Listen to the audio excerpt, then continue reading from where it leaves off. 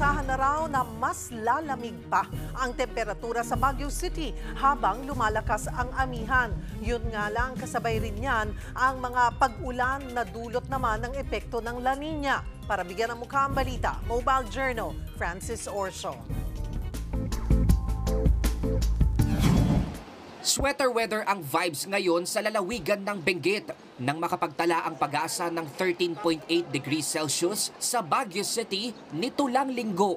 At may ilalamig pa raw yan dahil sa lumakas na amihan. Itong amihan ay patuloy na nagdadala ng malamig na temperatura sa bansa, partikular dito sa Luzon. So asahan natin na sa mga susunod na araw o linggo, patuloy po makakaranas ng pagbaba ng temperatura, lalong-lalo na yung upland o mountainous areas. Kung inyong matatandaan, pumalo sa 9 degrees Celsius ang temperatura sa Baguio noong January 2024. At ngayon, yan din daw mismo ang pwedeng maulit. Yun nga lang, sa Mindanao, ihanda naman ang kapote at payong. Malakas kasi ang ulan doon dahil sa easterlies na kaakibat ng La Nina. Ayon sa ulat ng Pag-asa, namataan ang makakapal na kumpol ng ulap sa katimugang Mindanao at apektado niyan ang mga nasa lalawigan ng Davao Region, Cotabato at Sarangani. Sinuspende na tuloy ang pasok sa iba't ibang lalawigan sa bansa, kabilang ang ilang probinsya ng Mindanao, Albay at Cavinti sa Laguna. Easterlies naman ay nagdudulot po ito ngayon ng halos malalakas na pagulan sa Eastern Visayas, Caraga Region, Davao Region, maging